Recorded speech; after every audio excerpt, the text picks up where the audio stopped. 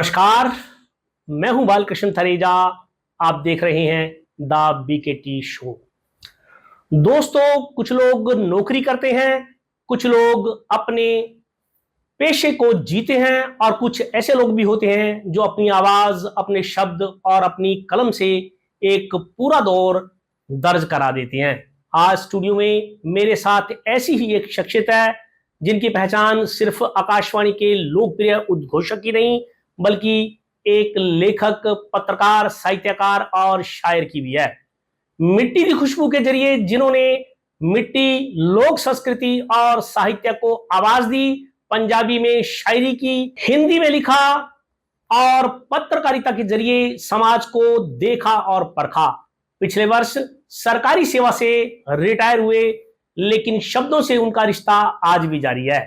आज बात होगी राजेश चड्ढा से, उनकी जिंदगी की नहीं, उनके अनुभवों की, उनकी उपलब्धियों की नहीं, उनके विचारों की। राजेश जी, स्टूडियो में आपका बहुत बहुत स्वागत है। राजेश जी, आपने अपने जीवन का एक बहुत बड़ा हिस्सा माइक्रोफोन के सामने बिताया है। जी जी। बहुत लोगों ने आपकी आवाज को सुना है। मैं आज उस आवाज के पीछे के राजेश चड्ढा को जानना चाहता हूँ जी। कि वो कौन सी चीज है, कौन सी कहानी है या कौन सी चीज है जिसको इस चड्ढा कह नहीं पाए, श्रोता सुन नहीं पाए। बिल्कुल, सबसे पहले तो बात ये है कि रेडियो के पीछे की बात है या रेडियो के साथ जुड़ने की बात है। तो रेडियो से जुड़ने का कारण तो ये रहा कि साहित्यिक रुचि के व्यक्ति थे। हनुमानगढ़ी हमारी जन्मभूमि, कर्मभूमि, यहीं का साथ संगत बिल्कुल ऐसी साहित्यिक मित्रों की रही। और इस वजह से भी एक कारण ये भी था कि जब हम लोग ग्रेजुएट करके, क्योंकि एक मिडिल क्लास फैमिली का एक कंसेप्ट होता है बंटी भाई, वही होता है कि आप ग्रेजुएट होते हैं और ग्रेजुएट होने के बाद में आपको अपने परिवार को चलाने के लिए या कहीं ना कहीं रोजगार या सेवाएं आपको लेनी पड़ती। ऐसे में नौकरी की तलाश भी करना जरूरी था, साहित्यिक रुचि थी और आकाशवाणी सूरतगढ़ का यहाँ आगमन हुआ था जब हमने उधर ग्रेजुएशन किया और उधर आकाशवाणी सूरतगढ़ आ गया। 81 में ग्रेजुएट हुआ और 81 में ही सूरतगढ़ हुआ। तो रेडियो से जुड़ाव हो गया, एक वार्ताकार के नाते, कविता विता में रुचि रखते थे। तो ये कारण रहा कि रेडियो से फिर यहाँ के जो लोग थे उन्होंने मोटिवेट किया कि आप लोग ठीक है, पढ़ने लिखने वाले आदमी हो तो आप रेडियो में आ गए। तो ये एक यात्रा। फिर उसके बाद शुरुआत हुई कि उदयपुर फर्स्ट पोस्टिंग जो हुई, उस समय में स्टाफ सिलेक्शन कमीशन की तरफ से चयन हुआ करता था। उदयपुर पोस्टिंग हुई और वहां पर 6 साल बिताने के बाद स्वाभाविक है कि अपने घर तो आना ही था, तो फिर सूरतगढ़ आ गए। तो ये एक अलग। और फिर सूरतगढ़ में आकर के और बहुत सारा श्रोताओं का, सुनने वालों का, सबका स्नेह प्रेम मिलता रहा, अभी भी मिलता है। अभी भी गाए बगाए, क्योंकि सेवानिवृत्त होने के बावजूद अभी भी जाना आना होता रहता है, वहाँ कार्यक्रमों में शिरकत होती रहती है। रेडियो में रहने के बाद में बहुत सारी चीज़ें ऐसी होती हैं जब आप जो कहना चाहते हैं वो नहीं कह पाते हैं, लेकिन मुझे लगता है कि महारत उस व्यक्ति की रहती है कि आप जो भी कहना चाहते हैं आप अपनी सीमाओं में रह करके रेडियो की गरिमा का ध्यान में रखते हुए और रेडियो का जो फॉर्मेट है उसमें रह करके आप अपनी बात कैसे कह पाते हैं। तो मुझे नहीं लगता कि कोई भी ऐसी दुनिया में बात है कि जो आप कहना चाहें और जो सकारात्मक हो वो आप न कह पाएं। तो सब कुछ कहा जा सकता है, लेकिन आपका लहजा अपना होना चाहिए और आपकी सीमाएं तय होनी चाहिए। राजेश जी, जैसे कि आपने अपनी नौकरी का जिक्र किया कि 81 में आपने सर्विस ज्वाइन की, मैं उसी पे आता हूँ कि जब आप सर्विस में थे और अब आप सेवानिवृत्त हो चुके हैं जी, तो क्या अब आपको लगता है कि अब आपको एक, जिस तरह से कहते हैं कि बोलने की, अभिव्यक्ति की जो आज़ादी है वो मिल गई है, या आपको लगता है कि कुछ खो गया है? मुझे ऐसा कभी भी नहीं लगा, सही मायने में आपको बताऊं।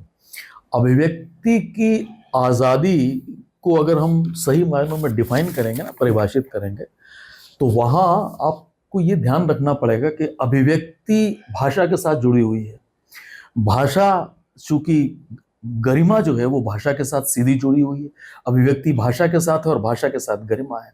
तो भाषा की गरिमा को रखते हुए अगर आप कोई चीज़ व्यक्त करते हैं तो निश्चित है कि आप कुछ भी कोई भी बात कह सकते हैं। आप देखिए, पारस्परिक संबंध होते हैं, संपर्क होते हैं, उनमें भी प्यार मोहब्बत भी होता है, उनमें गिले शिकवे भी होते हैं। तो हम दोनों ही तो बातों से कहते हैं। तो बात अच्छी तरीके से अगर बात को हम कह पाते हैं, व्यक्त कर पाते हैं, तो आप विरोध भी दर्ज करवा देते हैं, और अच्छे तरीके से प्रेम और स्नेह तो दर्ज होता ही होता है। तो अभिव्यक्ति की आज़ादी को आपको समझना पड़ेगा कि हम जो बात कहना चाहते हैं, बात वही रहे, लेकिन ये है कि लहजा उसका ये हो कि विरोध भी हो तो गरिमा के साथ हो, विनम्रता के साथ हो। राजेश जी, आपका एक कार्यक्रम है मिट्टी दी खुशबू। जी जी। बड़ा आपका उससे लगाव है और बड़ा खूबसूरत कार्यक्रम है, और आपका जैसा कि हम लोग पढ़ते हैं जी, दिल से उस कार्यक्रम से संबंध रहा है। मेरा सवाल जरा उल्टा है जी कि उस कार्यक्रम को राजेश चड्ढा ने पहचान दी है या कार्यक्रम ने राजेश चड्ढा को पहचान? ये हम यूं कह सकते हैं कि इसके लिए थोड़ा सा आपको मैं उस कार्यक्रम की जब रूपरेखा बनी जिस तरह से, वहां तक आपको मैं ले जाऊं कि चूंकि हम जिस क्षेत्र में रहते हैं, आप भी इस बात से इत्तेफाक रखते हैं कि चाहे जिला हनुमानगढ़ और गंगानगर अब अलग अलग हो गए हैं, लेकिन आप मूल रूप से इसको अगर जाने तो अविभाजित गंगानगर को हम लें तो गंगानगर जिला एक ही था। तो वहाँ 60-40 का रेशो है कि हम 40% जो है, 40% जो है वो राजस्थानी बोलने वाले हैं और 60% पंजाबी बोलने वाले हैं। इवन कि यहाँ तक है कि जो राजस्थानी बोलने वाले 40% है वो बहुत बेहतरीन पंजाबी बोलते हैं, और जो पंजाबी के 60% हैं वो बहुत अच्छी राजस्थानी बोलते हैं, चाहे मैं हूँ या आप हैं, हम लोग यहीं के। बिल्कुल। तो ये कारण था, तो हमें निदेशालय से इसी मिली सूचना है कि पंजाबी कार्यक्रम में करना है, तो उसकी एक रूपरेखा तैयार हुई, और उसके लिए जिम्मेदार व्यक्ति के बारे में मुझसे पूछा गया जो हमारे केंद्र निदेशक रहे। तो मैंने कहा जी निश्चित है हम शुरू करेंगे, मैं करूंगा उस कार्यक्रम को। तो मैंने उसको शुरू किया। तो शुरू से पहले दिन से ये था कि उसकी रूपरेखा बनानी और सारा कुछ करके एक उसका क्या भावभूमि रहेगी, तो उसको एक कल्चरल मैगजीन की शक्ल में शुरू किया, और धीरे धीरे फिर उसके अलग अलग स्वरूपों में उस कार्यक्रम को चर्चा में लाने के लिए जो प्रयास मैंने किए, निश्चित है कि वो एक कारण रहे। और फिर उन प्रयासों को जब पॉजिटिव सकारात्मक प्रतिक्रिया मिलने लगी तो फिर वो मेरे लिए बहुत अच्छा होता है, यानी दोनों एक दूसरे की खुराक बनते चले गए। तो उसमें अब जैसे उस प्रोग्राम को जैसे जैसे हमने शक्लें दी, जब कार्यक्रम की शुरुआत हुई थी तो एक कल्चर के रूप में हमने उस सांस्कृतिक जो साहित्य है, इतिहास है, उस पर चर्चा की। फिर धीरे धीरे ये हुआ कि आप देखें कि आप चूंकि मीडिया से जुड़े हुए हैं, आप एक ही बात को लेकर के चलते तो मोनोटोनी आती, एक रास्ता आती। तो उसमें मैंने एक छोटा सा परिवर्तन ये किया कि अपने श्रोताओं से ये कहा कि आप अपने शहर की ना जो विशेषताएं हैं, जो ऐतिहासिक विशेषताएं हैं, उनका जिक्र करें तो हम शेयर कर पाएंगे। तो लोगों ने कहना शुरू किया, जैसे मैंने पूछा मैया वाली का गांव मैया वाली क्यों पड़ा, लोगों ने बताया कि ये इस तरह से इस वजह से पड़ा। और ये मैंने उनसे पंजाब से पूछा कि जलालाबाद वेस्ट और ईस्ट ये क्या है, तब उन्होंने इस तरह से। तो ये सारी बातें चलती चलेंगी। थोड़े दिन ये चला, फिर उसके बाद में ये हुआ कि उनसे ये चर्चा की कि आप अपने शहर की, अपने जहां से आप पत्र लिख रहे हैं, वहां की समस्याएं भेजें, हम चर्चा कर सकते हैं, उस बात को लोगों के सामने ला सकते हैं। हल हमारे पास नहीं है, हल तो चूंकि प्रशासन के पास होता है। तो वो चर्चाएं हुई। मैं आपको एक छोटा सा, इसके बहुत उदाहरण है, लेकिन आपको एक उदाहरण दूं कैसे अपने हनुमानगढ़ में एक गांव है मुंडा, मुंडा मेहरवाला। तो मुंडा से एक पत्र मेरे पास आया को 5-6 श्रोताओं का, और ये बात आज से 25 साल पुरानी है, 20 साल 22 साल। तो वहां से पत्र आया कि जी हमारे ना गांव में पानी मीठा है, लेकिन कोई हैंडपंप नहीं है, कोई कुछ भी नहीं है, तो प्रशासन इसका करे कुछ। तो मैंने उनको, उस समय में एक योजना चल रही थी, वो ये थी कि आप जो 10% पब्लिक की तरफ से लिया जाए, 10 पैसे 90 पैसे के नाम से, आपको ध्यान होगा, और वो जिला कलेक्टर जो थे वो जन सहभागिता की, मैंने उनका रेफरेंस दिया। वो रेफरेंस दिया तो बात खत्म हो गई। अब उसके बाद में हुआ क्या, वो मुझे 20 दिन बाद जब पत्र आया तब मुझे पता चला। अब हुआ क्या कि उस कार्यक्रम को मैंने उनको ये बात कही श्रोताओं को कि आप अपने सरपंच से मिल लें, सरपंच से अगर आपकी नहीं बनती, क्योंकि राजनीतिक विचारधाराएं अलग अलग होती हैं, नहीं बनती तो प्रधान से मिल लें। और मैंने कहा प्रधान भी अगर आपको नहीं सुनता है तो आप सीधा जिला कलेक्टर से मिल लें। ये मैंने उनको ऐसी बात कर दी। उनको अगले दिन उन तीनों लोगों को सरपंच ने बुला लिया, क्योंकि वो भी सुनता था। गांव में चूंकि सीमित साधन होते हैं, उसने बुलाया कि आप लोगों ने पत्र लिखे थे? हाँ हमने लिखे थे। क्या बात उस आदमी ने अच्छी की, और प्रधान जी के चलते प्रधान जी को लेकर कलेक्टर गए। उसके 20 दिन बाद मेरे पास उनका पत्र आता है कि जी हमारे गांव में हैंडपंप की खुदाई होनी शुरू, 16 हैंडपंप शुरू हो गए हैं खुदने, और वो जब वहां से पानी निकलेगा तो हम चाहते हैं कि आप आए हमारे साथ, सबसे पहले आप ही उसकी शुरुआत करें। ये उसको इसी अखबार में पंजाब केसरी ने हेडलाइंस के साथ में खबर बनी थी कि यूं भी होते हैं जनहित के काम। ये सारी, अब ऐसे ही एक आपको बताऊं, चूंकि हम लोग सीमा पर बैठे हुए हैं तो कार्यक्रम हमारा जो है वो पाकिस्तान में भी सुनाई देता है। तो एक कार्यक्रम में मैंने जिक्र किया किसी सूफी संत का, बुल्ले शाह का, तो बुल्ले शाह की मैंने बात कही तो उसमें श्रोताओं ने सुनी, तो अगली बार वो पत्र आया वहां से, क्योंकि पाकिस्तान से पत्र आने में 40 दिन लगते थे, अब तो मेल और ये सब जमाना आ गया। उसने लिखा कि मैं, आपने जिक्र किया, उसके बाद में मैं कसूर गया और मैंने बुल्ले शाह के बारे में जाना और मैंने फिर सारी जान, मतलब कि मैं वहां रहते हुए ही नहीं जान पा रहा था, आपने मुझे बताया तो मैं उसके बाद ये सारी चीजें मुझे लगता है। राजेश जी, आपने बुल्ले शाह के बारे में बताया, बुल्ले शाह पे आपने एक बड़ी अच्छी कविता भी आप अक्सर सुनाया करते हैं जी, बुल्ले शाह सी यारी रखता हूँ। बिल्कुल। उसमें आगे नानक खुमारी रखता हूँ, हाँ, अपना फरीदी वेश है, दरवेशदारी रखता हूँ। क्या बात है। ईसा सी माफी दे सकूं, कोशिश ये जारी रखता हूँ। तो मैं चाहता हूँ कि हमारे दर्शकों के लिए आप अगर ये कविता गुनगुना दें, बिल्कुल, तो वो सारी यादें ताजापना हो जाएंगी। क्यों नहीं।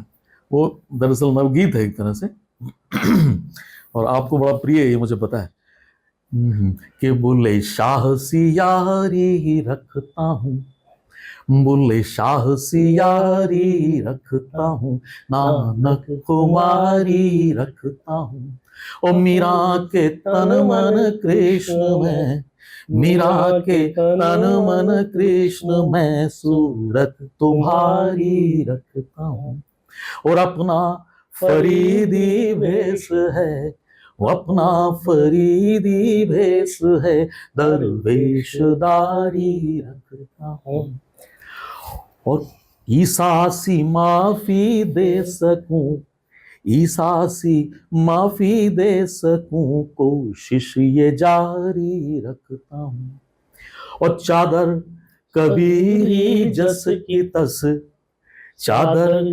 कबीरी जस की तस, खातिर तुम्हारी रखता हूँ, बुल्ले शाह सी यारी ही रखता हूँ। बहुत बहुत बढ़िया, आपकी इस कविता को बहुत पसंद किया जाता है। जी जी जी। और अक्सर सोशल मीडिया पर यह कविता आपकी छाई भी रहती है। राजेश जी, चूंकि आप उद्घोषक तो अच्छे रहे ही हैं और आप साहित्यकार भी हैं, साथ साथ आप पत्रकार भी हैं, तो मेरा सवाल ये है कि एक पत्रकार को सच पकड़ने के लिए बड़ी स्पीड से काम करना पड़ता है, जबकि एक साहित्यकार है वो सच की तह तक पहुंचने में समय लेता है। तो आपके ख्याल से कि जैसे इसके साथ जुड़ा हुआ सवाल ये भी है कि आज के पत्रकार के पास सूचनाएं बड़ी जल्दी से पहुंचती हैं, मोबाइल एक तरह से सूचनाएं उगलता है जी। सूचनाओं की बहुतायत तो है ही, क्या आपके हिसाब से पत्रकार के पास उतनी समझ भी है क्या? बिल्कुल सही कहा है। मैं आपको बताऊं कि एक युग था जो हम पत्रकारिता के पुरोधा के तौर पर जिन लोगों को जानते हैं, जिनमें हम माखनलाल चतुर्वेदी की बात करें, हजारी प्रसाद जी की बात करें, जब राष्ट्रीय आंदोलन की बात हो रही थी तो आपने पढ़ा होगा कि माखनलाल चतुर्वेदी ने ये कहा था अपने पत्रिका के माध्यम से कि जो राष्ट्र पर व्यक्ति सोच नहीं रहा उसको लिखने की कोई जरूरत नहीं है, यानी कि पूरी तरह से केंद्रित होना चाहिए। अब चूंकि समय बदल रहा है तो एक साहित्यकार और पत्रकार में अंतर ये होता है कि पत्रकार के पास छूने की कोशिशें होती हैं, वो पत्रकार छूता है विषयों को, और साहित्यकार उसके गहन अध्ययन के साथ उसके भीतर तक उतर जाता है। तो ये दोनों, लेकिन एक पत्रकार का साहित्यकार होना इसलिए निश्चित हो जाता है, आंशिक रूप से कहें हम, अगर वो पूर्ण रूप से है तो बहुत ही अच्छा है, लेकिन आंशिक रूप से अगर वो साहित्य से जुड़ा हुआ है तो यही हमारे संस्कार है। आप देखिए महात्मा गांधी जो साहित्य से जुड़े रहे और उनसे बेहतर पत्रकारिता की कोई बात नहीं। आप ये देखिए राष्ट्रीयता से जुड़े हुए व्यक्ति शहीद आजम भगत सिंह, वो भी उससे जुड़े रहे और पत्रिकाओं में उनके आलेख छपते रहे। और दूसरे जो द्विवेदी युग की बात होती है वहां भी वो लोग बहुत बेहतरीन, एक तरफ माखनलाल चतुर्वेदी पुष्प की अभिलाषा लिखते हैं तो एक तरफ वो पत्रकारिता के क्षेत्र में अपना बहुत ऐसा स्थान रखते हैं, तो उसकी जरूरत हमेशा बनी रहती है। आपको ये कहा जाता है कि पत्रकार अगर जागरूक है, उसकी आंख कान खुले हैं, तभी वो सही मायने में सही दिशा तक पहुंच सकता है, और वो न्यूट्रल है कि नहीं है, वो बिल्कुल संतुलित रहता है कि नहीं है। तो साहित्य हमें भाषा की समझ भी दे देता है, साहित्य हमें उस संवेदना तक पहुंचने की शक्ति भी दे देता है, और साहित्य हमें बात को कहने का, विस्तारित करने की योग्यता भी दे देता है। इसलिए साहित्य का योगदान है, उसकी समझ होना बड़ा जरूरी है। ये दुखद है कि आज के समय में पढ़ने से, लिखने से, साहित्य से व्यक्ति बहुत दूर चला गया है। पत्रकारिता में जो लोग उससे अछूत हैं, साहित्य से अछूत हैं, मेरा आग्रह भी है उनसे कि अगर साहित्य के साथ वो जुड़े रहेंगे तो निश्चित रूप से खुद भी समृद्ध करेंगे अपने आप को, जिस संस्थान से वो जुड़े हैं उसको समृद्ध करेंगे, और जिस समाज के लिए वो रच रहे हैं उसको भी समृद्ध करेंगे, और यही जिम्मेदारी है पत्रकार की। सोशल मीडिया की बात करें राजेश जी, आज जिसकी जेब में एंड्रॉयड फोन है जी, वो बोल भी रहा है, वो वीडियो भी बना रहा है। इसको आप क्या कहेंगे? जब प्रत्येक व्यक्ति इस काम में संलग्न हो गया है, तो इसको आप, वही बात जब अपनी चल रही थी जी, बिल्कुल। अब व्यक्ति की आज़ादी कहेंगे या इसे एक तरह से शब्दों की विश्वसनीयता में कमी कहेंगे, क्या कहेंगे इसमें? देखिए मैं आपको बताऊं, ये जो इस तरह के जो अंतर होते हैं ना, जो विरोधाभास भी होते हैं, और ये जो दृश्य होते हैं, ये हमेशा हर काल में रहे हैं। आप देखिए कि जब बहुत पहले की पत्रकारिता की हम बात करते हैं, तब भी कुछ पत्र पत्रिकाएं आपके समक्ष भी, आपकी यात्रा भी पत्रकारिता की बड़ी लंबी है, आपने भी देखा होगा कि बहुत सारी ऐसी पत्र पत्रिकाएं और ऐसे पत्रकार हमारे संगी साथी रहते थे जो मेहनत के नाम पर, परिश्रम के नाम पर कुछ नहीं करते, लेकिन फिर भी वो पत्रकार का टैग उनके साथ चला रहता है। आज भी आपको मिलेंगे। अब चूंकि समय सोशल मीडिया का है, आप किसी भी परिवर्तन को खारिज तो हम लोग कर नहीं सकते। आप देखिए, मैं रेडियो का व्यक्ति हूँ, एक समय में रेडियो था, रेडियो के बाद में टेलीविजन आया, टेलीविजन के बाद में प्राइवेट चैनल्स आ गए, प्राइवेट चैनल्स के बाद में जो पर्दे के चैनल्स के साथ में रेडियो के प्राइवेट चैनल्स आ गए, और अब मोबाइल है, सोशल मीडिया है, आप जो चाहे इधर आपकी घटना हुई और आप बिल्कुल सजीव दिखाते हैं। तो ये दौर तो, पर ये तरक्की का जो दौर है ये तो चलेगा, लेकिन इसके साथ साथ इसकी स्क्रीनिंग बहुत जरूरी है, फिल्टरिंग बड़ी जरूरी है। वो फिल्टरिंग हर व्यक्ति जिसके पास मोबाइल है उसमें पत्रकार वाला विवेक तो नहीं है, तो इसको तय करना पड़ेगा कि अगर मोबाइल उसके पास है, किसी के पास में है, और विवेक के साथ में जो जिस चीज का वो उल्लेख कर रहा है वो ग्राह्य है कि नहीं है, ये तय सामने वाले को भी करना पड़ेगा और जो पत्रकारिता से जुड़ा उसको भी करना पड़ेगा। लेकिन ये चीजें रहेंगी, इन्हीं के बीच में सही रास्ते निकाल करके और सही बातें भी हमारे सामने आती। राजेश जी, चूंकि आप एक शायर हैं, तो एक शायर किस लिए लिखता है? अपनी पीड़ा व्यक्त करने के लिए, समाज की पीड़ा व्यक्त करने के लिए, या कुछ चीजें कुछ ऐसी होती हैं कि सामान्य भाषा में कहना उसको मुश्किल होता है? देखिए, हम इसको थोड़ा और अगर व्यापक ले लें, एक पूरे काव्य को ले लें, क्योंकि गजल एक विधा है, कविता भी एक विधा है, नज्म भी एक विधा है, कहानी भी एक विधा, अलग अलग विधाएं। जो भी कवि या कहानीकार, रचनाकार जो कहता है, वो हमेशा अगर उसका व्यक्तिगत दुख है तो उसका फलक बड़ा करता है। वो व्यक्तिगत दुख को अगर लिखने लगेगा, रचना करने लगेगा, उसको कविता की शक्ल देगा, तो उसका प्रलाप हो जाएगा। वो अपने सुख को भी बड़ा करता है, एनलार्ज करता है रचनाकार, अपने दुख को भी एनलार्ज करता है, यानी अपने सुख को इतना बड़ा कर देता है कि वो समाज का सुख नजर आने लगता है, और अपने दुख को इतना बड़ा कर देता है कि वो समाज का दुख नजर आने लगता है। इस दृष्टिकोण से अगर कविताएं रची जाती हैं, कहानियां रची जाती हैं, तो निश्चित है हर व्यक्ति के मन को छूती है, क्योंकि वो कहता ना कि ये मेरी बात है, बिल्कुल दूसरा कहेगा ये मेरी बात है। ये वही सफल है जिसने अपने फलक को बड़ा किया, अपने सुखों को बड़ा किया, अपने दुखों को बड़ा, वरना तो वो प्रलाप है। राजेश जी, आपने प्रेम भी लिखा, आपने दर्द भी लिखा, आपने समाज को लिखा, व्यवस्था पर टिप्पणी भी की। उम्र के साथ साथ शायर में क्या परिवर्तन आता है? आप शब्द, दृष्टि या सच को स्वीकार करने की क्षमता, ये तीनों ही बातें बहुत महत्वपूर्ण हैं। शब्द भी, नजरिया भी, और स्वीकारात्मकता भी। आज के समय में एक्सेप्टेबिलिटी जिसको हम कहते हैं, स्वीकारात्मकता की सबसे बड़ी कमी है कि हम स्वीकार नहीं करते हैं, एक अलग किस्म के खोल में रहने के अभ्यस्त हो चुके हैं हम लोग। लेकिन समय के साथ साथ आपके नजरिया भी बदलता है, आपके शब्द भी मैच्योर होते हैं, परिपक्व होते हैं, समृद्ध होते हैं, इनरिच होते हैं, और दूसरी जो यात्रा है, मुझे ये लगता है कि लिखने की जो यात्रा है, अंततः जिस सत्य को हम स्वीकार करते हैं वो प्रेम है। यानी प्रेम तक पहुंचना सही मायने में लक्ष्य तक पहुंचना है, और प्रेम पर लिखा जाना चाहिए।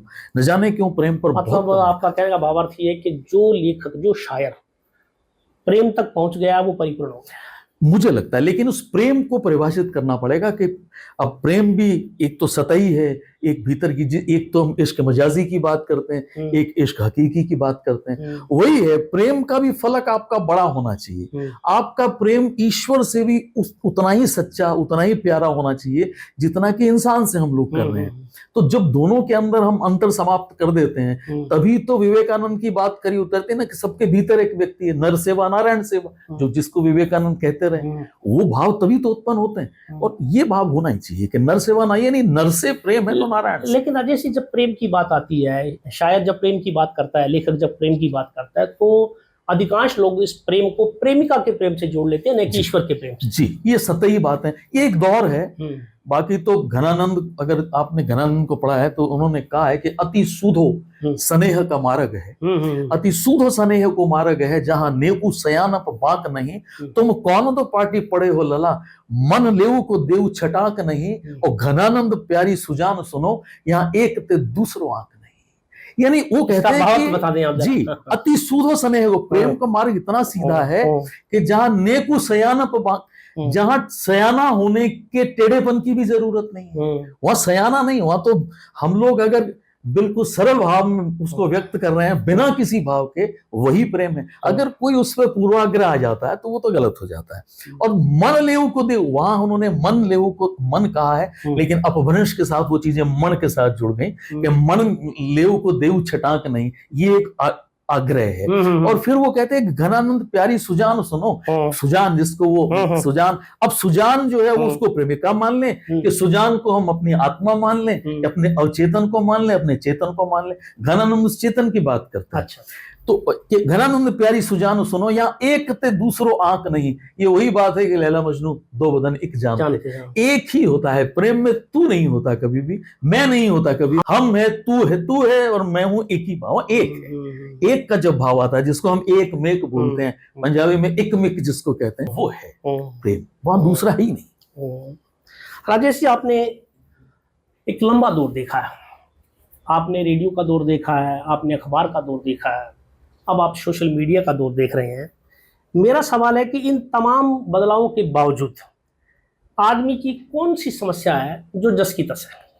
ये सारी जो बातें हैं ना, हम जिस दौर में जो परिवर्तन हुए हैं अखबार से, और फिर उसके बाद में डिजिटल के बारे में, मोबाइल के बारे में, ये एक नेचुरल प्रोसेस है, एक स्वाभाविक जो जिसको हम कहते हैं प्रक्रिया चलती रहती है।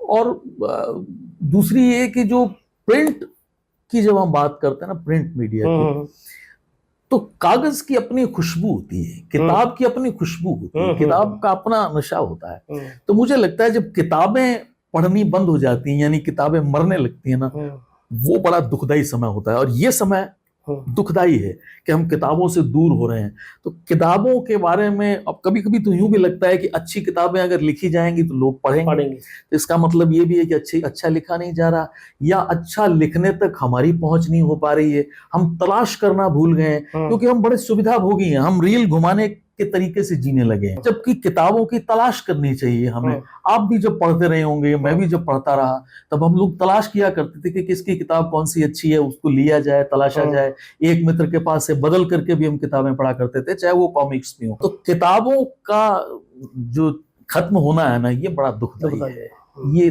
तकलीफ देता है। तो आपका कहना है कि किताबें पढ़ी जानी चाहिए, अध्ययन से जो है रिश्ता मजबूत बहुत ज्यादा, बजाय सोशल मीडिया। बिल्कुल। राजेश जी, जैसे कि अपन बात कर रहे थे, भाषा पर आपकी खूब पकड़ है, आपने हिंदी में लिखा, आपने पंजाबी में लिखा, अब आपका रिश्ता जो है राजस्थान से की मिट्टी से बड़ा गहरा रिश्ता है। आपके लिए मेरा सवाल है कि आपके लिए भाषा क्या है? भाषा अभिव्यक्ति का माध्यम है या अपनी जड़ों से जुड़ने का रास्ता? देखिए, भाषा जो है वो जड़ों से जुड़ने की सबसे पहली जो सूचना देती है वो भाषा ही देती है कि हम जड़ों से जुड़े हैं।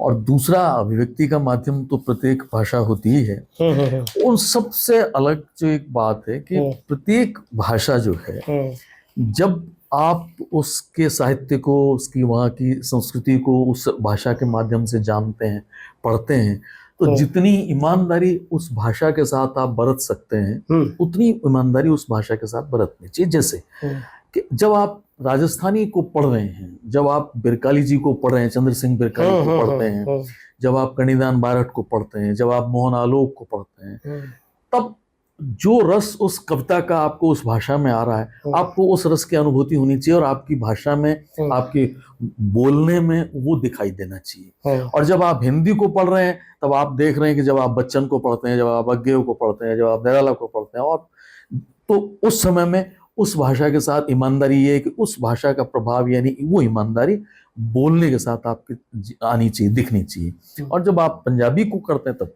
यही बात उसमें होना चाहिए।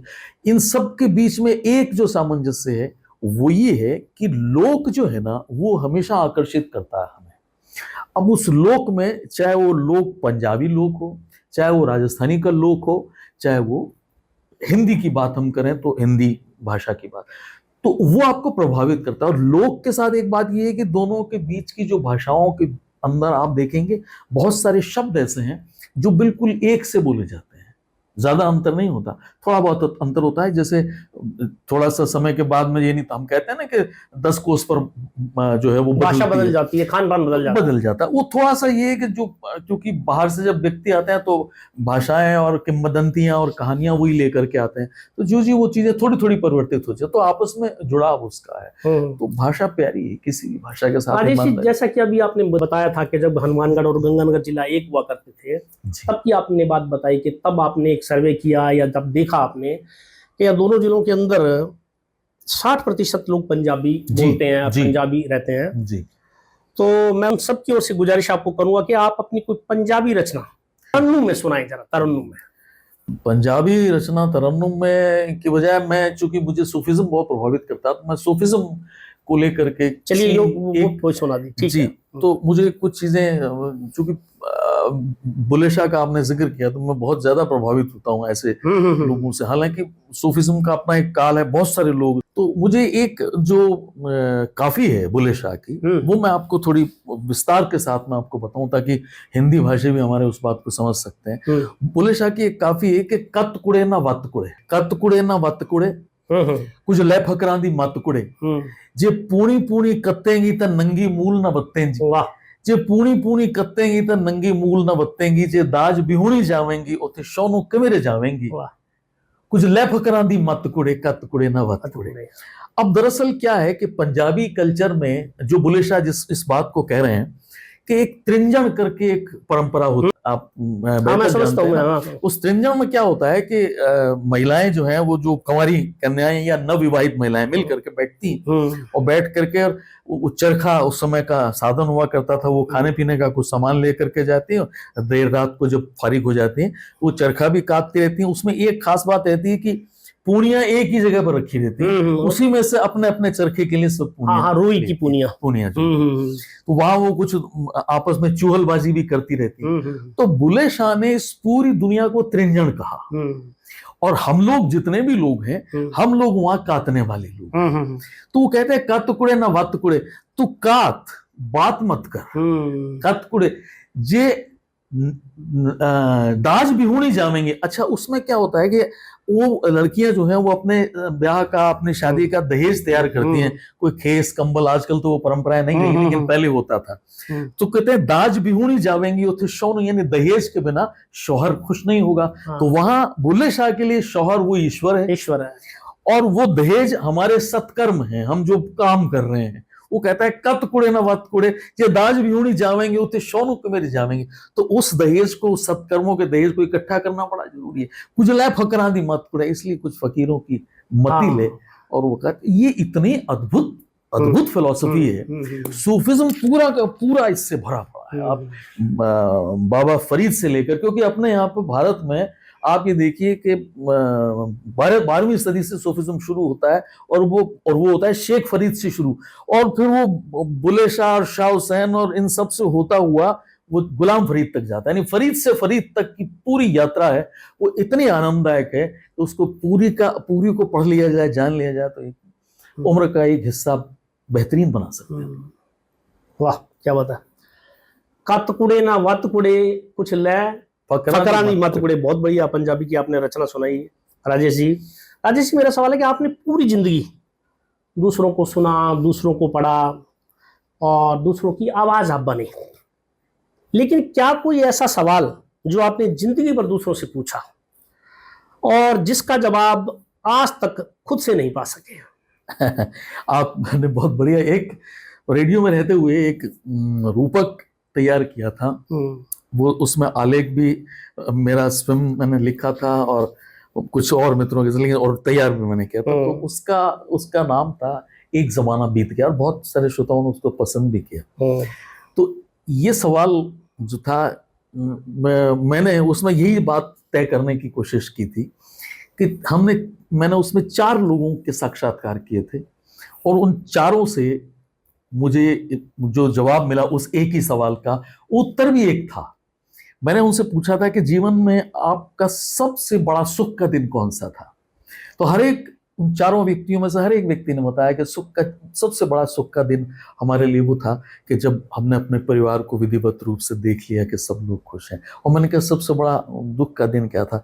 तो उस सवाल का जवाब किसी के पास नहीं था। हर व्यक्ति अंत में हिचकी के साथ उसने अपनी बात खत्म की थी, और ये कहते हुए कि जब महिला है तो वो कहेंगे जब मेरे पति चले गए, और पुरुष है तो वो कहे जब मेरी पत्नी चली गई। मुझे लगता है कि हमारे सुख और दुख, ये 2 ऐसे सवाल हैं, ऐसे प्रश्न हैं, ये अनुत्तरित रहते हैं हमेशा, क्योंकि सुख की पूर्ति अंततः नहीं होती। अंत तक हमें लगता है कि ये सबसे बड़ा सुख, शायद मुझे लग रहा है कि आज का सुख सबसे बड़ा सुख है, पहले के दिनों में पहले का लगता था। यही दुख के साथ में जब वो घटित होता है उसको परिभाषित नहीं किया जा सकता, उसको व्याख्यायित नहीं किया। मुझे लगता है कि आदमी के सुख और दुख जैसे जो सवाल है उसका उत्तर किसी के पास नहीं होता। राजेश जी, अगर आज का राजेश चड्ढा अपने युवा दिनों के राजेश चड्ढा के सामने बैठ जाए तो उससे क्या कहेगा? बहुत सारे उलाहने देगा। वो यूं देगा, मुझे लगता है कि मैं जब मेरी उम्र के युवाओं को देखता हूँ, बहुत सारे युवाओं को, वो मुझसे उस उम्र के मुताबिक अगर मैं तुलना करता हूँ, मैं अपने बेटे को भी ले लूँ कि जब मैं अपने पुत्र को देखता हूँ तो उसको डांटने के लिए, उसको प्रताड़ित करने के लिए मैं कोई पैमाना तय करूँ, तो मैं ये देखता हूँ कि ये अभी 24 साल का है और इसमें ये कमी, मैं 24 साल का था तो मुझ में कितनी कमियां थी। तो आप यकीन माने मैंने हर बार खुद में ज्यादा पाई। तो मैं अपने आप को यही कहूँगा कि ये कमियां नहीं होती तो मैं शायद कुछ और बेहतर कर पाता। हाँ राजेश जी, मेरा मतलब अगला सवाल यही था, क्या कभी आपको लगता है क्या क्या इससे भी बेहतर किया जा सकता? बिल्कुल सही है। अगर थोड़ा सा उस समय में और समृद्ध हो गए होते, थोड़े और संसाधनों के साथ में अगर हम लोग आए होते इस दुनिया में, क्योंकि आना तो निश्चित होता है कि कब किसका आना और कब किसका जाना है। आज जितनी सूचनाओं के साथ में हम युवा पीढ़ी को जो जानकारियां मिल सकती हैं, जो सुविधाएं उस जनरेशन के सामने हैं, उसका वो पूरी तरह उपयोग अगर करने लगे तो निश्चित रूप से इतना समृद्ध अपने आप को कर सकती है। मैं आपको एक बात बताऊं, एक बहुत बड़े रचनाकार हुए कमलेश्वर, आप परिचित हैं, साहित्य प्रेमी व्यक्ति हैं, और सारिका पत्रिका को स्थापित करने वाले या तो डॉक्टर नरनवीर भारती रहे या फिर कमलेश्वर रहे। तो कमलेश्वर का षष्ठी पूर्ति समारोह भोपाल में मनाया गया। तो भोपाल में जो भारत भवन है, भारत भवन की सीढ़ियों पर एक पत्रकार ने उनसे सवाल पूछा कि आपकी उम्र कितनी है? अभी आपका षष्ठी पूर्ति के 61 हो गई है कि 62 हो गई है या 60 की हुई है? तो उन्होंने कहा कि मेरी उम्र है 5060 साल। तो पत्रकार भी हैरान हुआ कि ये आपका क्या उत्तर है 5060 साल?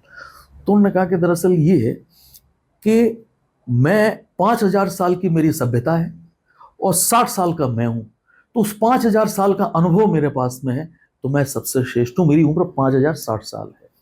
मैं यही कहता हूं कि हमारी जो अगली पीढ़ी होती है, अक्सर आप ये देखते हैं कि नई जनरेशन के बारे में हम लोग गरियाते रहते हैं, ये आज की पीढ़ी को, युवा पीढ़ी को क्या हो गया। मुझे लगता है कि हमसे अगली पीढ़ी हमसे ज्यादा समझदार होती है। उसका कारण ये होता है कि हमारा अपना अनुभव भी उस पीढ़ी के साथ होता है। इसलिए ये सारी बातें बहुत महत्वपूर्ण है कि अगली पीढ़ी पर यकीन करना ही निश्चित रूप से हमारे सशक्त होने का प्रमाण है। अगली जनरेशन, अगली पीढ़ी निश्चित रूप से अच्छी होती है। तो जब हम युवा थे और आज के युवा में कमियां उतनी हैं, खूबियां बेहतर हैं। राजेश जी, चूंकि आप खुद साहित्यकार हैं, पत्रकार हैं, शायर और लेखक भी हैं, तो आपसे वो सवाल मेरा बनता है कि मैं अक्सर पढ़ता हूँ कि जो पुराने साहित्यकार हैं, लेखक हैं, उन्होंने बहुत सी किताबें लिखी हैं, वो अक्सर जो है एक दूसरे की टांग खींचते हुए, एक दूसरे की बुराई करते हुए और अपने आप को श्रेष्ठ दर्शाते हुए मतलब शिकायत करते नजर आते हैं कि साहब ये यूं है, यूं। तो कई बार लगता है कि लेखकों की, शायरों की कथनी और करनी में अंतर है, दोहरा जीवन जी रहे हैं, कि सच्चाई कुछ और होती है, वो कुछ और शो कर रहे होते हैं।